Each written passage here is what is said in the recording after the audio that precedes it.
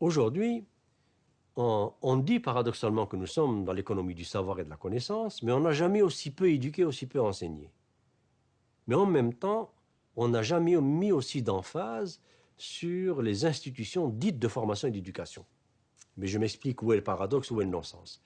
Le paradoxe et le non-sens sont dans le fait que, à peu près partout dans le monde, et particulièrement en Amérique du Nord, on est en train de transformer l'institution d'éducation en institution de reproduction de serviteurs du système. Autrement dit, d'espèces de bipèdes pensants qui n'ont pas d'autres soucis, qui ne doivent plus avoir d'autres soucis que de maintenir ce marché libre et autorégulé et de maintenir cette mécanique à production et multiplication de l'argent. C'est ce qu'on appelle l'employabilité, c'est ce qu'on appelle former des employables, c'est ce qu'on appelle réformer l'éducation depuis le primaire jusqu'à l'universitaire pour former des gens qui trouvent leur place sur le marché du travail. Or ça, c'est horrible. Est-ce qu'aujourd'hui, un Victor Hugo serait employable?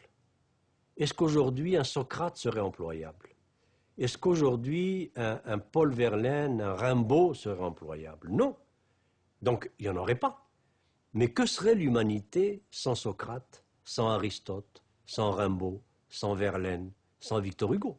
Que serait l'humanité sans ces gens-là? Nous serions des animaux. Alors aujourd'hui, sous prétexte que ce n'est pas employable, que le marché n'en veut pas, eh bien, on ne forme plus de poètes, on ne forme plus de gens de littérature, on ne forme plus de gens de mathématiques pures, on ne forme plus de gens de physique théorique, on ne forme que ce que l'industrie, l'entreprise financière veut pour alimenter la machine à multiplier l'argent.